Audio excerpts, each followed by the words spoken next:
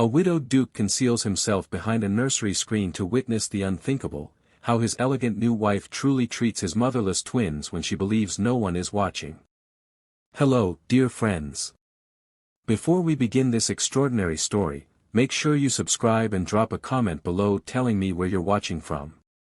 Today's tale will remind you that the masks people wear in polite society can hide the darkest of cruelties, and that sometimes the most powerful must make themselves powerless to see the truth. This is a story about a father's worst fear, a servant's impossible courage, and the moment when silence becomes more dangerous than speaking. A big embrace to you all, and I hope you're moved by what you're about to hear. The morning light at Thornfield Manor fell pale and watery through tall windows, casting long shadows across floors that had grown too quiet. George Randall stood outside the day nursery, one hand resting on the brass door handle, the other clutching a note written in desperate, shaking handwriting. Your Grace, I beg you to observe how the new Duchess treats your children when she believes herself unwatched. Inside, he could hear Alice's voice, bright and musical, reading from a storybook. The sound should have comforted him. Instead, it made something cold settle in his chest. It had been 6 months since Catherine's death. 6 months since he had held his newborn daughter for the first time while simultaneously losing the woman he loved. The grief had been suffocating, a physical weight that made simple breathing feel like an act of defiance. But everyone, his mother, his advisors, the entire household, had pressed upon him the same urgent message: the children need a mother. The estate needs a duchess. You cannot manage alone. And so George had done what duty demanded.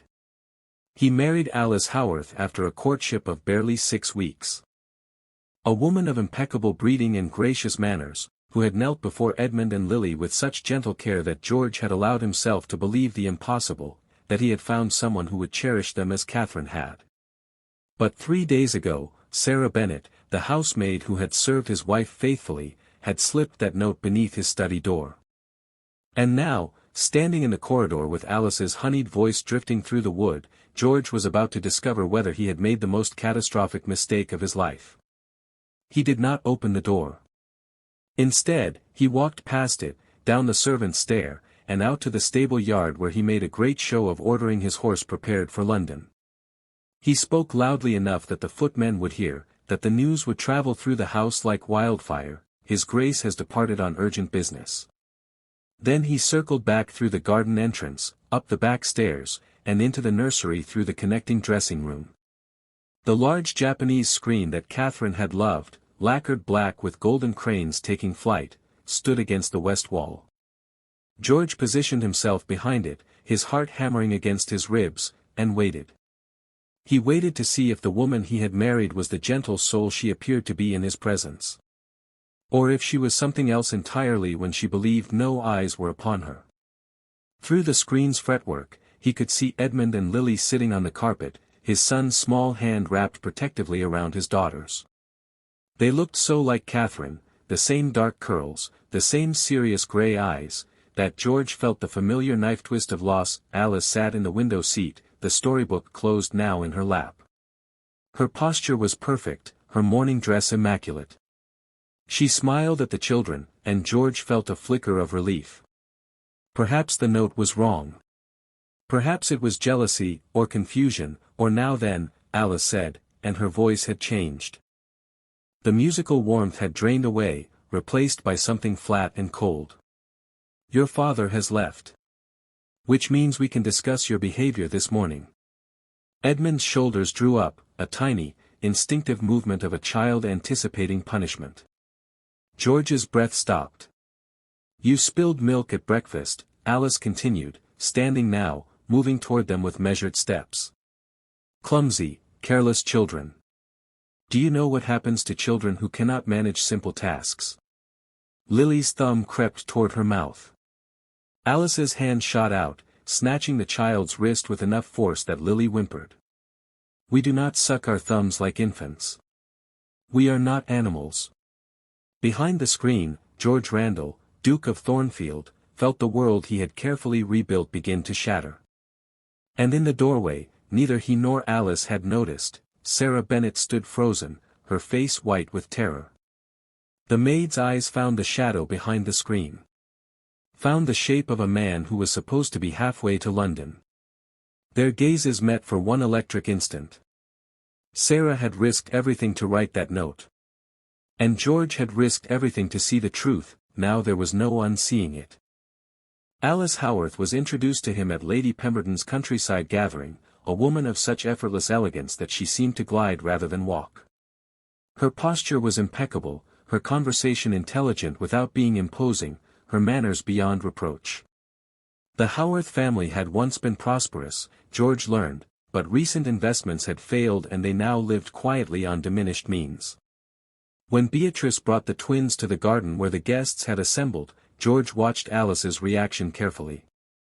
So many women had offered him pity, or worse, romantic interest wrapped in false concern for his children. But Alice did neither. She simply knelt on the grass, heedless of her pale blue dress, and met the children at their level. "You must be Edmund," she said softly, producing a small wooden horse from her reticule. "And Lily." She offered the girl a cloth doll with careful embroidery. "I hope we shall be friends." Edmund took the horse with tentative fingers, examining it with the seriousness of a 4-year-old appraising treasure.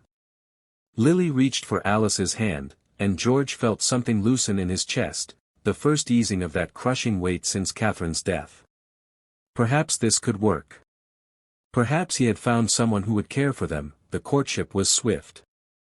Chaperoned walks through the garden where Alice spoke of household management and children's education.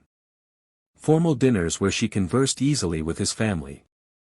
Letters that were thoughtful and carefully composed, never presuming emotion he couldn't give. She spoke of duty, of stability, of creating a proper home for Edmund and Lily. She never pressured. Never demanded love he could not offer. Never tried to replace Catherine. 6 weeks later, they married in a quiet ceremony in the Thornfield Chapel. As George slipped the ring onto Alice's finger, he told himself he had done the right thing. He told himself the children would be safe.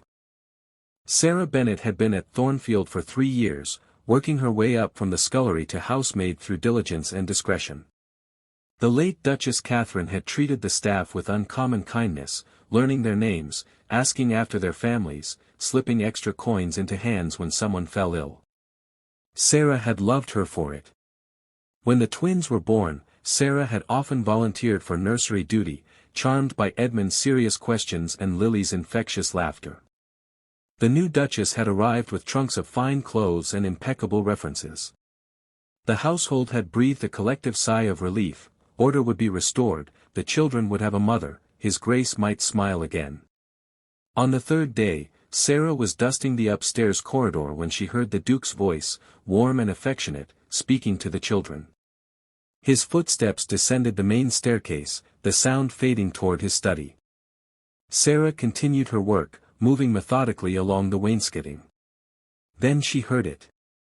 A voice so changed it made her cloth pause mid-stroke. "You will not interrupt when adults are speaking." The words were cold, sharp as glass. "Do you understand me?" Sarah's heart lurched. She edged closer to the corridor's corner and peered around. Alice Howarth stood over young Edmund, her fingers digging into his small shoulder with enough force that the boy's face had gone white. Tears welled in his eyes, but he nodded mutely, not daring to speak. "Good," Alice said, her voice still stripped of all warmth. "We will not have such behavior in this footsteps." A footman ascending from the servants' hall. Sarah watched, frozen, as Alice's face transformed. The cold mask melted away, replaced by a gentle smile. Her grip on Edmund's shoulder loosened into something that might have been mistaken for maternal affection. "There now, darling," Alice cooed as the footman passed. "Run along and play." Sarah's stomach twisted with unease. She pressed herself against the wall, cloth clutched in trembling hands, and wondered if she had truly seen what she thought she'd seen. Over the following weeks, Sarah began to see the patterns. The twins grew quieter, their laughter fading until the nursery felt as silent as a tomb. At breakfast, when the Duke was present, Edmund and Lily sat rigid in their chairs, barely touching their food, speaking only when spoken to. The bright, curious children Sarah had known seemed to be disappearing before her eyes. Sarah learned to watch. She observed Alice's techniques during the family meals, the pinch delivered beneath the table where no one could see, the fingers gripping small wrists hard enough to leave angry red marks hidden by sleeves. Alice's voice remained syrupy sweet, but her words carried barbs. "We don't want to disappoint Papa, do we?" she would murmur, and both children would shake their heads, eyes downcast. When the Duke traveled to oversee the northern estates, Alice's mask dropped entirely. She ordered the children's portions reduced at every meal. They must learn discipline, she informed Mrs. Dawson, the head housekeeper, who accepted the directive with a crisp nod. Mrs. Dawson was practical, efficient, and firmly rooted in the hierarchy of service. One did not question the Duchess. Ever. Sarah stood in the corner of the breakfast room one grey morning, watching Edmund try to sneak a roll from his own meagre plate to slide across to Lily, whose stomach had been audibly growling. His small fingers had barely touched the bread when Alice's hand shot out, snatching it away. "Greedy children get nothing," she said, her voice stripped of all pretense. She held the roll in front of Edmund's face for a long moment before dropping it back on her own plate. "Perhaps tomorrow you'll remember your manners." Lily's eyes filled with tears. Edmund stared at his empty hands. Sarah felt something harden in her chest. This was not discipline. This was cruelty. Sarah was carrying fresh linens to the upper chambers when she heard it, a muffled sound that made her stop on the landing. Crying. A child's crying, thin and desperate, coming from behind the nursery door. She set down her basket and tried the handle. Locked. Her heart began to pound. She dropped to her knees and peered through the keyhole. In the dim afternoon light, she could see Edmund and Lily huddled together on the floor near the cold fireplace. Lily was sobbing into her brother's shoulder while Edmund held her, his small face pale and frightened. Sarah ran. Her hands shook as she searched the housekeeper's office for the spare key, finding it finally on its hook beneath Mrs. Dawson's desk. She flew back up the stairs, fumbling with the lock until it finally clicked open. Lily saw her first and broke away from Edmund, running across the room to bury her face in Sarah's skirts. The child's whole body trembled with the force of her crying. "What happened?" Sarah whispered, kneeling to gather both children close. "Who locked you in here?" Edmund's voice was barely audible. "The new mama. We spilled tea at lunch and she said we were wicked. She said wicked children must sit in the dark and think about what they've done." Sarah's mind raced, her thoughts spinning in desperate circles. She could report this. But to whom? The Duke gazed at his new wife with such relief, such gratitude. She was his salvation, the answer to all his problems. Mrs. Dawson would call it proper discipline, nothing more. And Alice would deny everything, would make Sarah seem hysterical, insubordinate. Sarah held the children tighter, feeling Lily's small fists clutch her dress. "I won't let her hurt you," she promised, her voice fierce despite her fear. "I swear it." But even as the words left her mouth, she wondered if it was a promise she could possibly keep. Sarah had stayed late in the nursery after Lily woke screaming from a nightmare, the child's cries echoing through the empty corridors. She'd gathered the girl into her arms, rocking her gently, singing the same lullaby the late Duchess Catherine used to sing. Lily had finally stopped shaking, her breath evening into sleep against Sarah's shoulder. The door opened without warning. Alice stood in the threshold, still dressed for evening despite the late hour. Her face was a mask of ice. "I did not authorize your presence here." Sarah stood carefully, still cradling Lily. "The child was frightened, Your Grace. She had a terrible dream and put her down." Sarah hesitated, then laid Lily gently back in her bed, tucking the blankets around the sleeping girl. When she turned, Alice had stepped into the room and closed the door behind her. "Let me be perfectly clear, Sarah." Alice's voice dropped to a lethal whisper. "This household runs according to my instructions now. If you cannot follow them, you will be dismissed without reference. She moved closer, and Sarah instinctively stepped back. And I assure you, no household in England will hire a maid accused of theft and insubordination. Sarah's blood turned to ice water in her veins. Without a reference, she was finished. No respectable house would take her. She would be forced into factories, or worse, the workhouse, or the streets. The children are being corrected because they are spoiled and wild, Alice continued, her eyes glittering in the lamplight. Their mother coddled them, and now they must learn proper behavior. You will not interfere again. She paused, letting the threat hang in the air. Do you understand? Sarah's throat had gone dry. She thought of her family in the village, depending on the wages she sent home. She thought of Lily's nightmare, Edmund's frightened eyes. Yes, Your Grace, she whispered. She understood that she was trapped. Sarah found Lily sitting alone in the window seat 3 days later, her small hand pressed against her cheek. When Sarah knelt beside her, the girl flinched. What happened, sweetheart? I fell, Lily whispered, but her eyes wouldn't meet Sarah's. Sarah gently moved the child's hand away. The bruise bloomed dark purple across Lily's cheekbone, and there unmistakable in the mottled skin were the marks of fingers. An adult's fingers. That night, Sarah lay awake in her narrow bed beneath the eaves, staring at the ceiling while the house settled around her. Her conscience waged war with itself, each side marshalling its arguments like opposing armies. Her younger siblings in the village depended on the wages she sent home. Her mother's voice echoed in her memory, never cross your betters, Sarah. People like us can't afford principles. Without her income, her family would suffer. Without a reference, she would have nothing, no position, no prospects, no future except degradation and poverty. But when she closed her eyes, she saw Lily's bruised face. Edmund's defeated slump.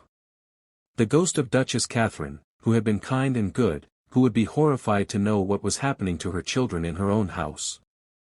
By the time grey dawn light crept through her small window, Sarah had made her decision. She dressed quietly and crept down to the kitchen, finding paper and pen in the butler's pantry. Her hand shook as she wrote, deliberately altering her handwriting, keeping the message brief and honest. Your Grace, I beg you to observe how the new Duchess treats your children when she believes herself unwatched. They are suffering. A concerned member of your household. She folded it carefully and made her way through the silent house to the Duke's study. The door was locked, but there was a gap beneath it wide enough. Sarah slid the letter through and walked away, knowing she had just risked everything. George found the letter at dawn, slipped beneath his study door like an accusation. He read it 3 times, each reading making his chest tighter. His first instinct was dismissal.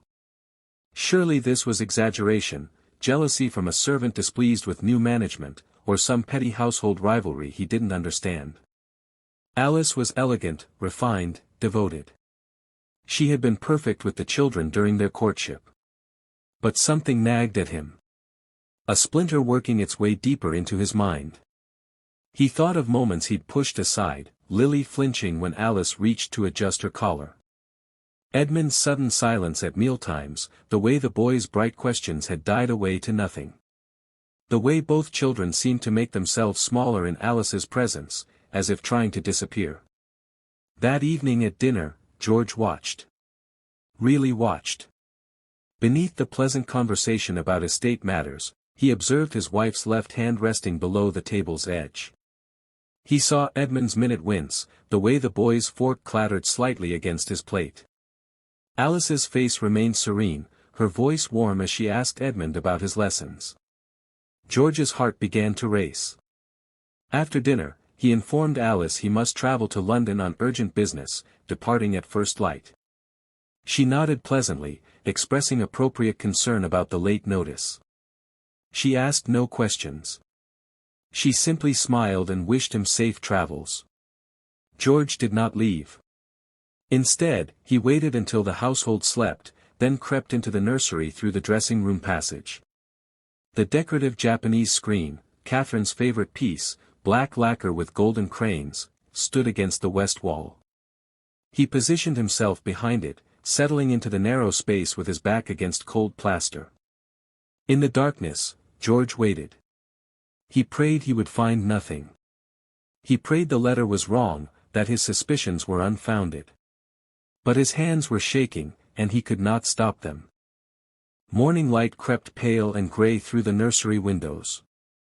Edmund and Lily sat at their small table, picking at the meager breakfast Sarah had been permitted to serve them. Sarah stood by the window, eyes downcast, hands folded, trying to make herself invisible. The door opened. Alice swept in, already dressed for the day in emerald silk. For one moment, her face held the gentle mask she wore for the world. Then it dropped. "Sit up straight, you worthless creatures," she snapped, her voice like breaking glass.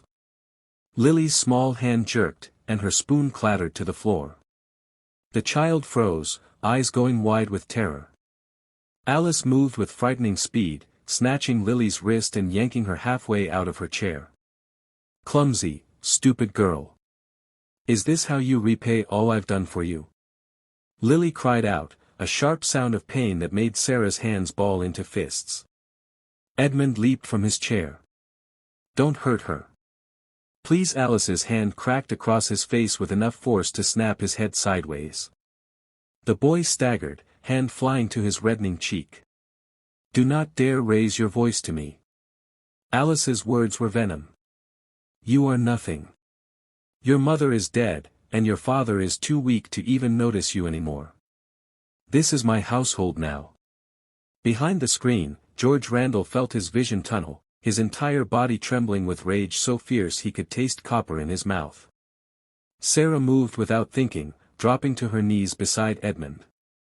Tears streamed down her face as she reached for him. "Get out," Alice hissed. "Now. Or you're dismissed."